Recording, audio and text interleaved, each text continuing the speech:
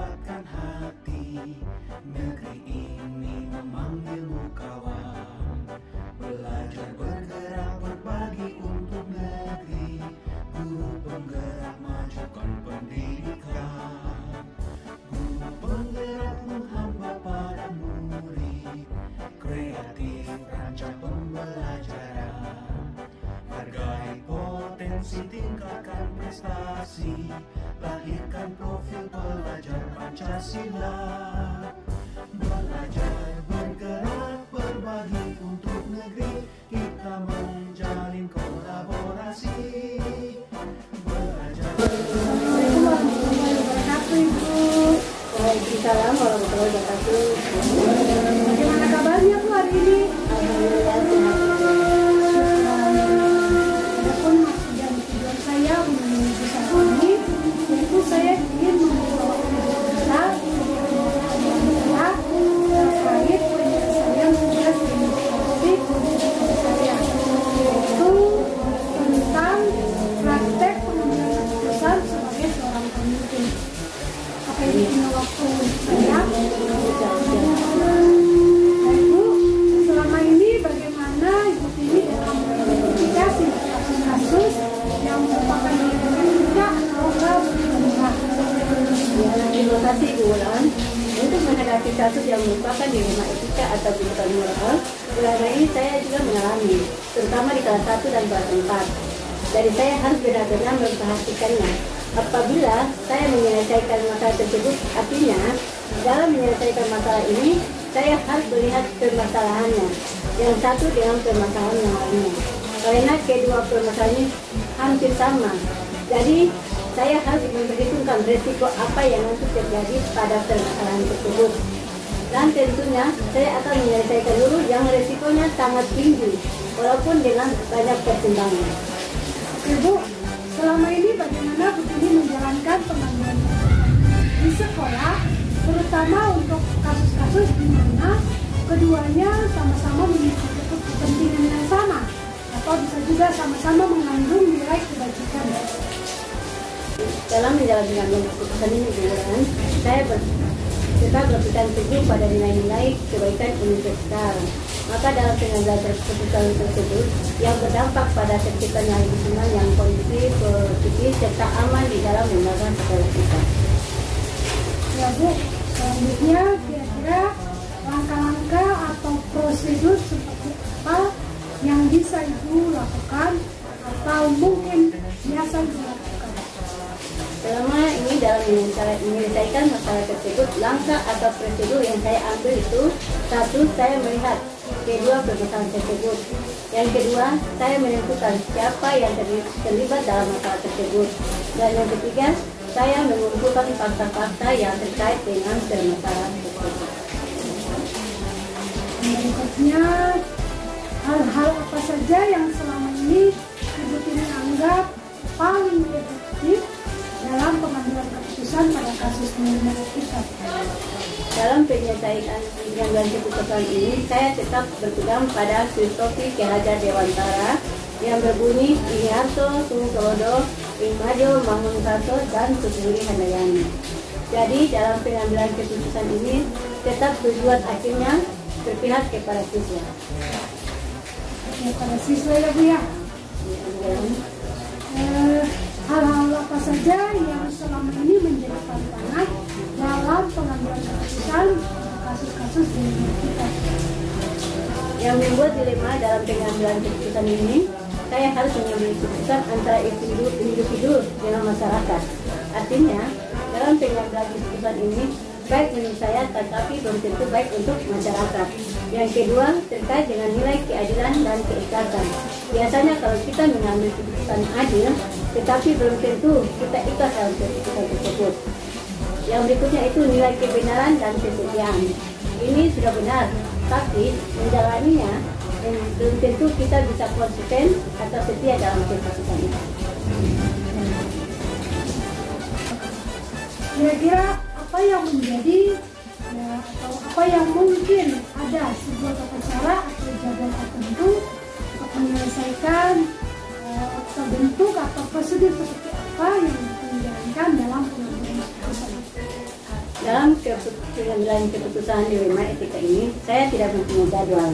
Namun saya melihat dulu kasusnya ini seperti apa. Apabila itu bisa saya selesaikan saat itu juga, maka saya pun menyelesaikan saat itu. Jadi saya hanya berusaha fleksibel, tidak menunda-nunda untuk menyelesaikan saat permasalahan. Kalaupun permasalahan itu tidak bisa diselesaikan pada saat itu, saya harus berkoordinasi dulu dengan orang-orang yang ada di lingkungan sekolah. Misalnya dengan mitra guru, komite, dan wali murid, atau dengan tokoh masyarakat. Adakah seseorang atau mungkin adakah faktor-faktor apa saja yang selama ini membantu ibu mungkin dalam mempermudah ini dalam pengambilan keputusan di kasus ini? Dalam hal ini saya tidak memutuskan sendiri dalam menghadapi kasus dilema. Seperti yang sudah saya katakan tadi, saya selalu berkoordinasi dengan rekan kerja yang ada di lingkungan sekolah. Dengan berbekal, saya sudah mendapatkan apa yang terjadi, fakta-fakta dari permasalahan tersebut. Kira-kira pembelajaran apa yang dapat dipetik dari pengalaman ini ketika mengambil keputusan dalam menyelesaikan sebuah kasus dilema etika? Dari semua yang sudah saya sampaikan ke bulan tadi, yang menjadi pembelajaran bagi saya sendiri adalah bahwa pengambilan keputusan tidak berserta-merta harus diputuskan. Namun ada beberapa pertimbangan yang nantinya kita akan menyesal dalam mengambil keputusan tersebut. Dan tentunya keputusan-keputusan tersebut harus berdampak kepada siswa dan kepada warga sekolah. Baiklah Bu, demikian wawancara saya hari ini untuk Ibu. Sebelumnya saya mengucapkan terima kasih karena Ibu sudah bersedia meluangkan waktunya mau menjadi narasumber. Semoga ilmu yang diberikan ini bermanfaat untuk kita semua ya Bu ya. Terima kasih Bulan, mungkin apa yang bisa jawab bisa menjadi panduan atau pedoman bahwa kerja Ibu Bulan ke depan. Assalamualaikum warahmatullahi wabarakatuh.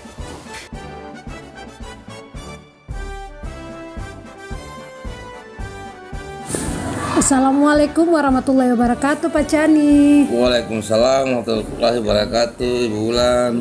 Bagaimana kabarnya hari ini Pak Chani? Alhamdulillah sehat. Alhamdulillah. Begini Pak Chani, jadi tujuan saya hari ini ke sini yaitu pertama ingin bersilaturahmi. Yang kedua yaitu saya ingin melakukan wawancara dengan topik pengambilan keputusan sebagai pemimpin. Sebelumnya saya mohon maaf sudah meminta waktu yang mungkin mengganggu Bapak. Apakah bisa saya wawancari Bapak saat ini? Insya Allah bisa. Oke, terima kasih Pak atas kesediaan waktunya. Jadi begini Pak, bagaimana pandangan Bapak mengidentifikasi kasus-kasus yang merupakan dilema etika atau bujukan moral? Iya. Jadi gini, saya melihat bahwa pada dilema etika itu benar bahwa lawan benar merupakan situasi yang terjadi ketika kita harus memilih dan memutuskan antara dua pilihan, di mana kedua pilihan itu benar secara moral tapi bertentangan satu dengan yang lain, sedangkan bujukan moral yaitu benar melawan salah, yaitu situasi atau keadaan. Kita harus mengambil keputusan antara benar dan salah, seperti itu. Jadi kalau dilema etika itu benar lawan benar, sedangkan bujukan moral itu benar lawan salah. Oke Pak, lalu bagaimana Pak Chani menjalankan pengambilan keputusan di sekolah SD 30, terutama untuk kasus-kasus di mana ada dua kepentingan yang sama-sama benar atau mungkin sama-sama mengandung nilai kebajikan? Oke, jadi saya sebelum keputusan diambil dalam kasus dilema etika, terlebih dulu saya melakukan pengumpulan fakta yang terjadi, siapa yang terlibat, menganalisis benar salahnya, lalu membuat alternatif solusi keputusan dan melihat lagi keputusan itu untuk direfleksi. Jadi seperti itu Ibu Bulan. Oke, selanjutnya langkah-langkah atau mungkin prosedur seperti apa yang biasa Pak Chani lakukan selama pengambilan keputusan. Jadi langkah-langkah yang dilakukan adalah tetap mengumpulkan fakta-fakta yang ada, terus di mana menentukan nanti menganalisis benar salahnya, lalu membuat alternatif solusi dan membuat keputusan. Dan lagi-lagi harus melihat keputusan-keputusan itu harus bisa direfleksikan lagi. Jadi nanti ke belakangnya bila ada kemungkinan perkembangannya bisa mencari solusi yang lain seperti itu, Ibu Wulan. Oke, kira-kira hal apa saja yang selama ini Pak Chani anggap efektif dalam pengambilan keputusan pada kasus-kasus dilema etika? Jadi hal-hal yang efektif dalam mengambil keputusan kasus dilema etika adalah dengan menelaah siapa-siapa yang terlibat, setelah itu sifatnya mendesak atau tidak jadi pengambilannya, nanti bisa kita mencari alternatif solusi. Jadi seperti itu. Jadi harus mempertimbangkan benar siapa yang terlibat dalamnya, kemudian sifatnya mendesak atau tidak. Itu ini. Oke, yang kelima, hal-hal apa saja yang selama ini menjadi tantangan dalam pengambilan keputusan pada kasus-kasus dilema etika? Tantangannya dalam mengambil keputusan kasus dilema etika adalah masalah tersebut mempunyai nilai yang sangat pentingnya. Jadi biasanya harus ada yang didahulukan, jadi ada yang ditinggalkan, ada yang didahulukan, serta adanya peraturan-peraturan yang harus dipenuhi. Dan tak kalah pentingnya adalah nilai rasa yang harus diutamakan. Jadi apa yang menjadi tantangan itu mengutamakan nilai kebajikan, harus mempertimbangkan itu mungkin. Apakah Pak Chani mungkin memiliki sebuah tata cara atau jadwal tertentu dalam sebuah penyelesaian kasus dilema etika, atau mungkin Pak Chani langsung menyelesaikannya di tempat atau memiliki sebuah jadwal tertentu untuk menyelesaikannya, entah itu bentuk atau prosedur tertentu yang bisa dijalankan Pak Chani? Jadi gini, dalam pengambilan keputusan dilema etika, kita tidak mempunyai jadwal karena masalah biasanya itu datangnya tidak bisa diprediksi, gitu ya. Jadi jika masalahnya itu ringan atau langsung ditangani, tapi jika masalahnya itu berat, maka harus dimusyawarahkan terlebih dahulu. Seperti itu, Ibu. Oke, adakah seseorang atau faktor-faktor yang mungkin selama ini membantu atau mempermudah Pak Chani dalam pengambilan keputusan dalam kasus-kasus dilema etika? Jadi kalau menghadapi kasus seperti itu, biasanya saya berkonsultasi dengan rekan sejawat terlebih dahulu. Terus bila perlu, ada guru yang dianggap bisa membantu menyelesaikan masalah itu, yang saya ajak diskusi. Bila sudah mentok masalah itu, karena di lingkup masyarakat, mungkin kita lebih ke itu, berkonsultasi sama yang namanya komunitas sekolah. Jadi keputusan tidak semata-mata saya sendiri. Saya meminta pendapat dari orang lain, dan juga sangat penting dalam pengambilan keputusan harus melibatkan orang sekitar kita. Mungkin dari rekan sejawat, mungkin dari rekan sejawat dan komite. Itu mungkin yang saya lakukan. Oke Pak, sekarang pertanyaan yang terakhir ya Pak.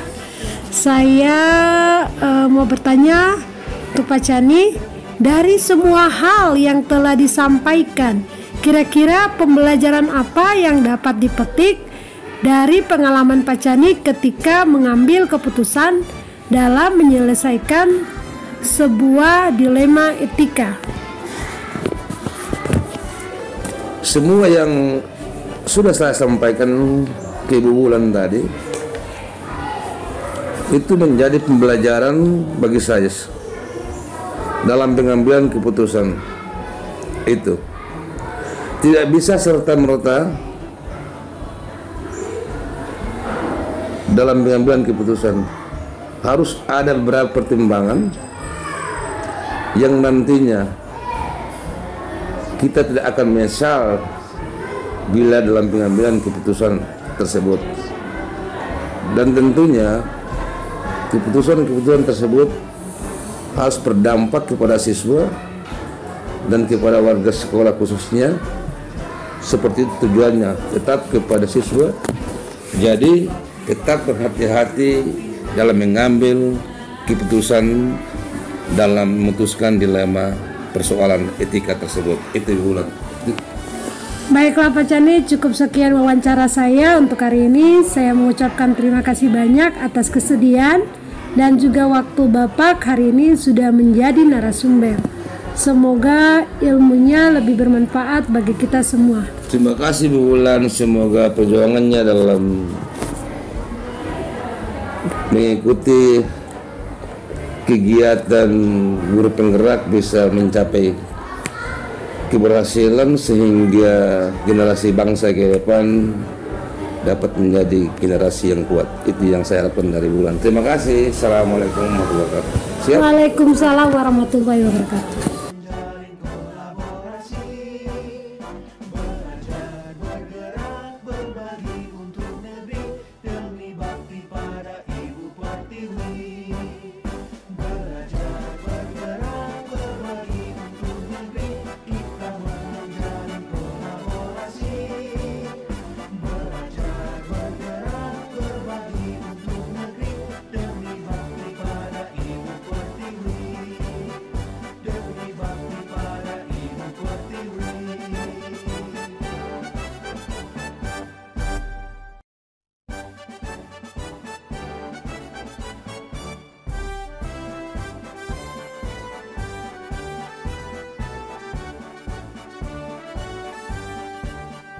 Bulatkan tekad, kuatkan hati, negeri ini memanggilmu kawan. Belajar bergerak berbagi untuk negeri, guru penggerak majukan pendidikan. Guru penggerak menghamba pada murid, kreatif rancang pembelajaran. Hargai potensi, tingkatkan prestasi, lahirkan profil pelajar Pancasila.